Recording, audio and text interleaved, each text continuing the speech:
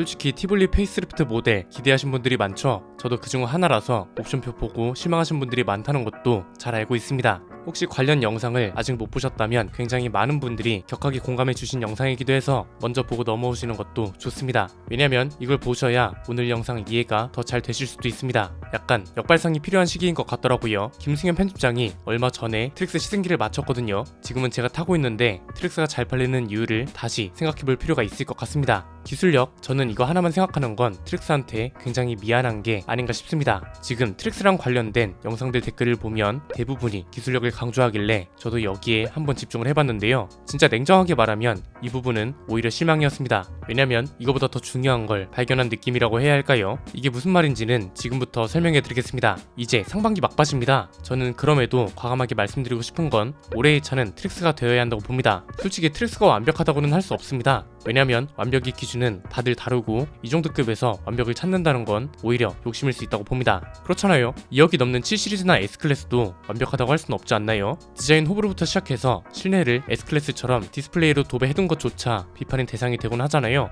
대신 차의 크기나 가격대마다 암묵적인 룰이라는 게 있죠. 이건 어려운 게 아닙니다. 자동차는 어쨌든 상품이잖아요. 그래서 많이 팔리면 팔릴수록 좋습니다. 우리가 여기서 구분을 해야 할 건 그냥 옷 브랜드를 생각하면 쉽습니다. 흔히 있는 나이키, 아디다스, 뱅뱅 이런 브랜드는 많이 팔리면 팔릴수록 좋은 겁니다. 왜냐면 대중 브랜드니까요. 그런데 이제 샤넬, 루이비통, 에르메스 이런 브랜드는 많이 팔리는 게 중요한 게 아니라 브랜드 가치가 떨어지지 않는 게 중요하고 고객들을 어떻게 하면 잘 모실까 이런 걸 고민하는 브랜드란 말이죠. 특히 소형 SUV는 더합니다. 어떻게 해서든 많이 팔리게 만들어야 하고 판매량이 많이 나오는 게 성공하는 겁니다. 여기서 우선순위가 나뉘는 거죠. 판매량을 위한 차다, 대중적인 차다. 그러면 1순위가 가격이고 2순위는 디자인이나 실용성 그리고 기술력은 3순위라고 봅니다. 기술력이 안 좋아도 된다는 게 아니라 좋으면 좋은 거고 아니면 그냥 타고 다니기 부담스럽지 않은 정도면 된다고 하면 될까요? 우리가 모닝을 사면서 기술력을 따지진 않잖아요. 요즘 나오는 차들 대부분이 아무리 안 좋아도 그냥 무난하게 타고 다닐 수준이 되는 건 기본이기도 하고요. 그래서 저는 좀 안타까운 겁니다. 사실 트릭스가 뭐 기술력이 어떻고 차체가 어떻고 이런 것보다 훨씬 확실한 장점들이 많은데 이쪽 여론에 치우쳐져 있다 보니까 좀 아쉽더라고요. 마침 이야기를 해야 할 필요성을 절실히 느낀 게 티볼리 페이스리프트가 수정되어야 할 부분이 꽤 컸죠. 가장 중요한 게 가격표에 있는 옵션 구성이었는데 르노코리아도 어쨌든 신차를 계속 들여올 거라 참고할 필요가 있고 더 넓게 보면 현대차도 분명 트릭스를 참고해야 할 겁니다. 재밌는 사실을 하나 알려드릴까요? 5월 판매량이 공개됐는데 트릭스 판매량이 3,396대, 코나는 2,522대가 판매됐습니다. 제가 말씀드렸죠. 5월에는 트릭스가 코나를 추월할 가능성이 굉장히 높다고 했잖아요. 4월에 아슬아슬하게 코나한테 졌을 때 이런 말을 했다가 최슬랍니다. 인터넷에서 반응이 좋아서 분명 트릭스는 폭망한다 말이 많았는데 결국 트릭스가 코나를 이기는 게 현실이 된 겁니다. 현대차 입장에선 굴욕이죠. 한국은 그룹의 본진이기도 하고 코나도 나름 칼을 갈고 나온 차인데 만년 꼴찌였던 쉐보레한테 역전을 당한 거잖아요. 그리고 가장 중요한 건 티볼리입니다. 왜 제가 기술력보다 더 중요한 게 있다고 얘기했냐면 티볼리가 참고할 게 정말로 많거든요. 간단합니다. 크게 세 가지인데요. 첫 번째는 트릭스가 잘 나가는 이유는 기술력보다 더 중요한 게 있다고 봅니다. 저는 오히려 다들 기술력 노래를 부르시길래 기대치가 너무 높아져서 그런지는 몰라도 오히려 실망했습니다. 사실 우리가 물리적인 건 거스를 수 없다는 걸 인정해야 합니다. 3기통이라서 정차 중엔 진동이 꽤 심하고요. 에어컨 가동이 되면서 컴프레서가 돌면 당연히 진동이 더 올라옵니다. 그리고 항속 주행하기도 참 까다롭습니다. 6단 변속기가 들어가잖아요.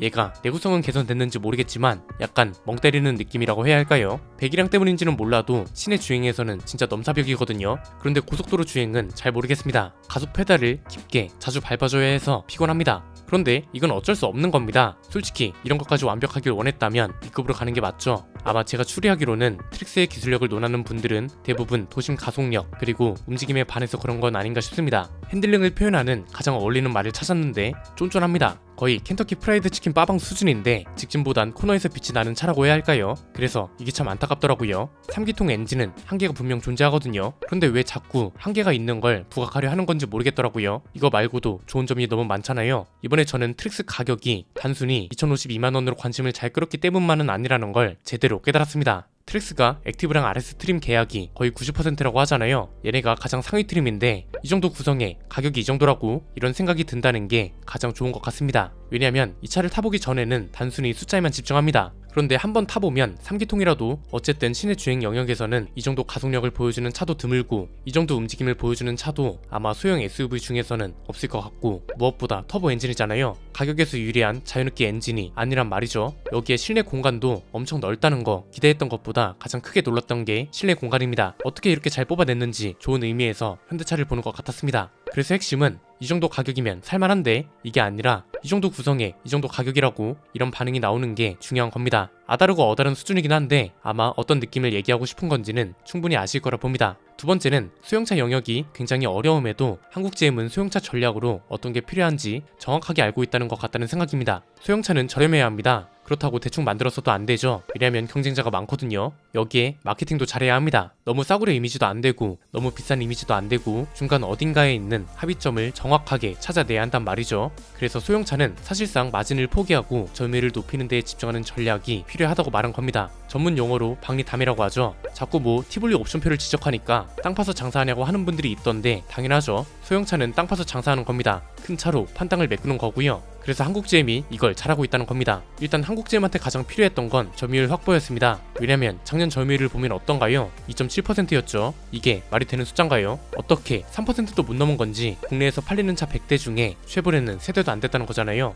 이건 진짜 철수해도 할 말 없는 거였습니다. 그래서 저는 트릭스가 굉장히 큰 역할을 하고 있다고 보는 겁니다. 그리고 이걸 KG 모빌리티도 참고해야 했던 거고요. 솔직히 이쯤 되면 현대차가 코나를 비싸게 내놓은 거 이해는 갑니다. 왜냐면 현대차는 점유율에서 아쉬울 게 없거든요. 그렇게 비싸다 하는데도 어쨌든 사는 사람들이 있잖아요. 그러면 그냥 비싸게 내놓고 말죠. 왜? 점유율도 아쉬울 게 없고 어쨌든 중간 이상은 하니까요. 근데 쉐보레나 KG는 이게 아닌 거죠. 점유율을 확보하려면 마진을 확실하게 포기해야 하는, 어떻게 보면 이런 부분에 있어서는 굉장히 불행한 겁니다. 이 회사들도 현대차만큼 점유율이 많았다면 티볼리랑 트릭스가 4천을 넘든 알게 뭔가요? 그런데 한국GM은 그게 아니라는 걸 알고 트릭스 가격을 굉장히 신중하게 책정했다고 봅니다. 이건 진짜 칭찬을 많이 해줘야 하는 겁니다. 이거 하나 출시됐다고 소형 SUV 시장이 얼마나 냉정하고 치열해졌나요? 세 번째는 그래서 티볼리는 이걸 무조건 벤치마킹 해야 한다는 겁니다. 티볼리를 기대하고 있던 차주들만 날벼락이죠 뭐. 저는 워낙 KG 얘기를 많이 하니까 티볼리를 기대하는 분들이 얼마나 많았는지도 알잖아요. 댓글 보면 항상 티볼리는 언제 나오냐고 물어보는 분들이 꽤 많았습니다.